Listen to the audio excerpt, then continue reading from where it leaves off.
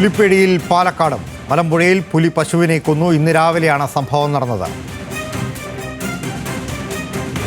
വിവരങ്ങളുമായി പ്രസാദ് ഉടുമ്പശ്ശേരി തന്നെയാണ് ചേരുന്നത്. പ്രസാദ്, മലമ്പുഴ മേഖലയിൽ വന്യജീവികളുടെ ആക്രമണം വളരെ രൂക്ഷമായി തുടരുകയാണ്. ഒരു ഘട്ടത്തിൽ ഒരു സമയത്ത് പ്രധാനമായിട്ടും കാട്ടാനയുടെ ശല്യമായിരുന്നു അവിടെ പ്രധാനമായിട്ടും ഉണ്ടായിരുന്നെങ്കിലും പുലിയുടെ ശല്യവും ഉണ്ടായിരുന്നു. ഇപ്പോൾ വീണ്ടും പുലിയുടെ സാന്നിധ്യം അവിടെ റിപ്പോർട്ട് ചെയ്യപ്പെടുകയാണ്. പുലി പേടിയിലേക്ക് മാറുകയാണോ പാലക്കാട്?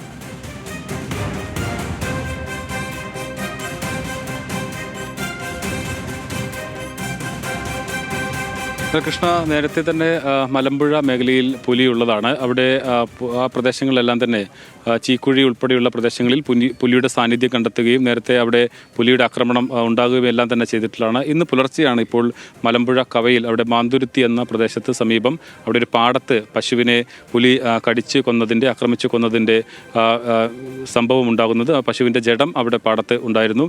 അപ്പോൾ അവിടെ വാളയാർ റേഞ്ച് ഓഫീസർ ഉൾപ്പെടെയുള്ള ആളുകൾ സ്ഥലത്തെത്തി പുലിയുടെ ആക്രമണം തന്നെയാണ് എന്നുള്ളത് സ്ഥിരീകരിച്ചിട്ടുണ്ട്.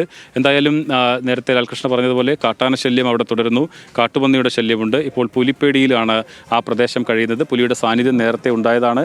പുലി കൂട് സ്ഥാപിക്കാൻ പല സ്ഥലങ്ങളിലും മലമ്പുഴയിൽ തന്നെ ധോണി ഉൾപ്പെടെയുള്ള സ്ഥലങ്ങളിലെല്ലാം തന്നെ പുലിക്കൂട് സ്ഥാപിച്ചിട്ടുണ്ടെങ്കിലും സമീപകാലത്തൊന്നും പുലിയെ പിടികൂടാൻ കഴിഞ്ഞിട്ടില്ല. എന്തായാലും ഇപ്പോൾ പശുവിനെ പുലി കടിച്ചു കൊന്നതോടുകൂടി പുലിയെ പിടിക്കണം എന്നുള്ള ആവശ്യം ഈ പ്രദേശത്തെ ഈ മാന്തുരുത്തിയിലുള്ള ആളുകൾ ആവശ്യം ഉന്നയിച്ചിട്ടുണ്ട്. അവിടെ കൂട് സ്ഥാപിക്കണം എന്നുള്ളതാണ് പ്രധാനമായും ഉയരുന്ന ആവശ്യം.